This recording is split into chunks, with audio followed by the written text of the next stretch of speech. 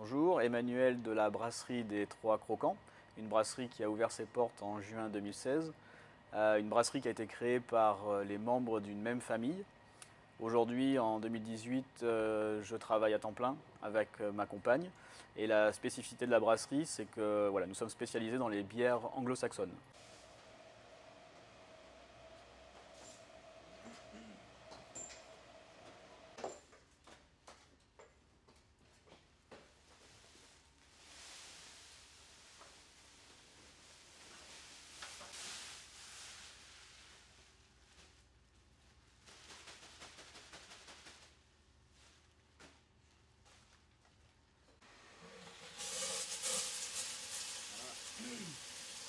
Alors pour faire une bière, la première étape, ça va être de peser, de préparer sa recette. Donc les différents céréales qu'on utilise, principalement l'orge maltais.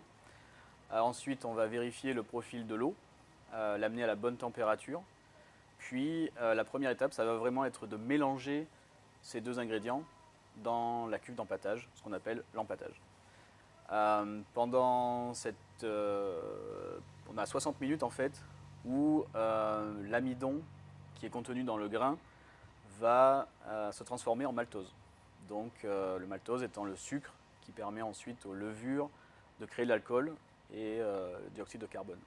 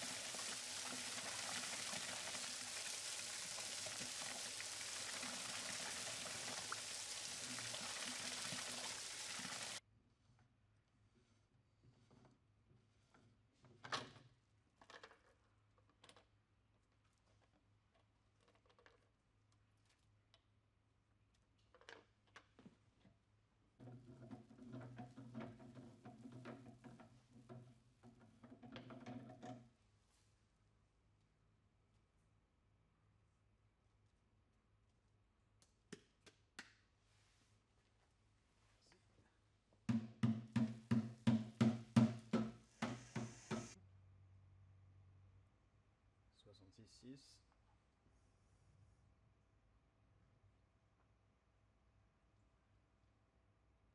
66,5,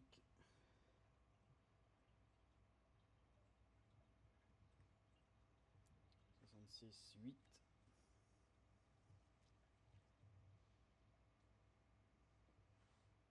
et 66,7.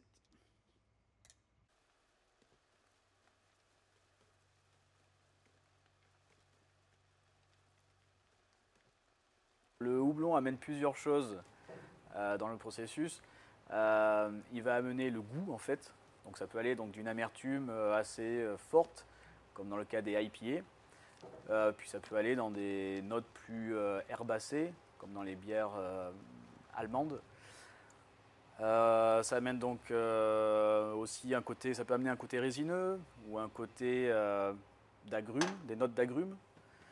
Et puis très important aussi, on l'utilise pour ses propriétés bactériostatiques. Ça veut dire qu'en fait, ça empêche les bactéries de se développer après dans un fût, dans une bouteille. C'est pour ça que ça a été historiquement utilisé depuis à peu près 5 ou 600 ans.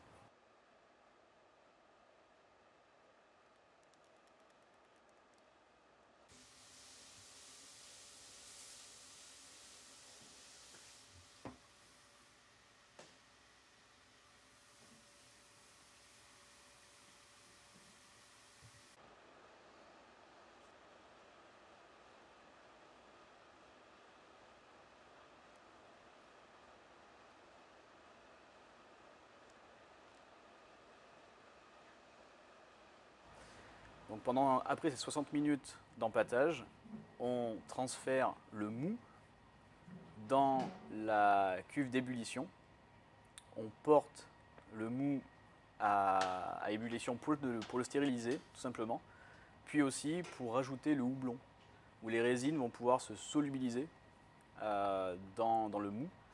On va aller chercher l'amertume, mais aussi les notes plus aromatiques, comme des notes d'agrumes ou de citron vert.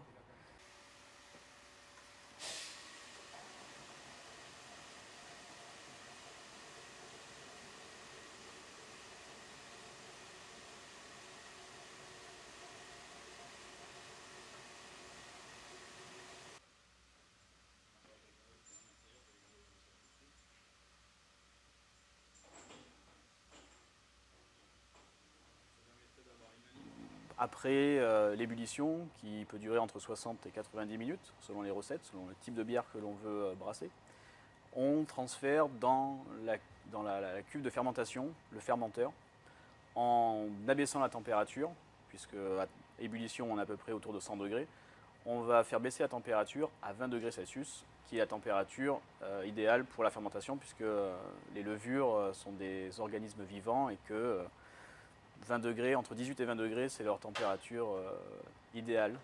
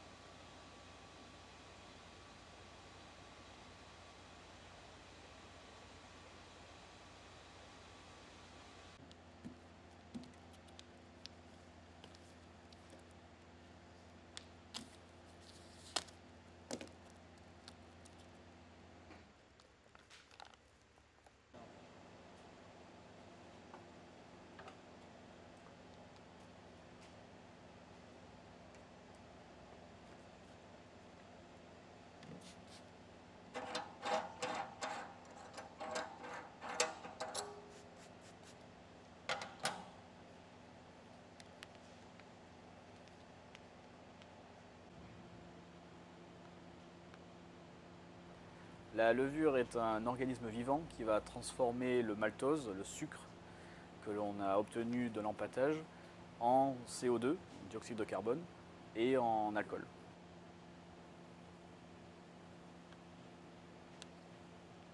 On entend par bière anglo-saxonne des bières où en fait ce qui ressort le plus c'est le houblon. Dans chaque style de bière, il y a toujours un ou deux ingrédients qui ressortent vraiment, donc au goût. Sur les bières belges, on va plutôt être sur des bières alcoolisées et maltées, sucrées, avec le houblon qui est plutôt en arrière, plutôt en retrait. Les bières anglo-saxonnes, on met vraiment le houblon en avant. Donc ça va du résineux au côté vraiment agrumes. C'est vraiment le houblon qui est mis en avant.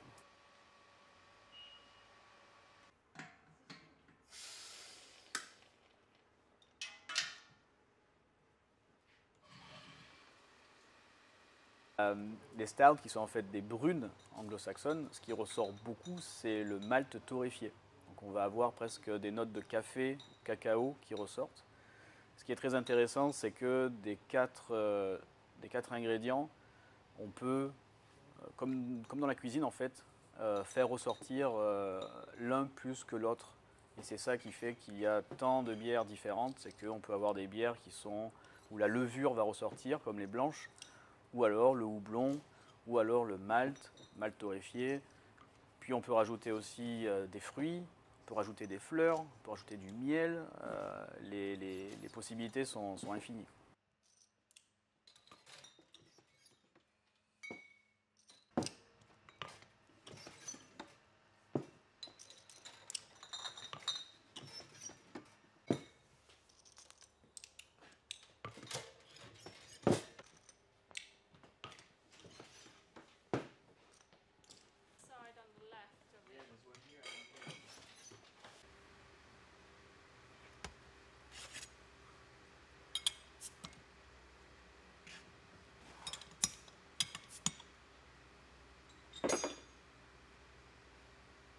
Santé. Cheers.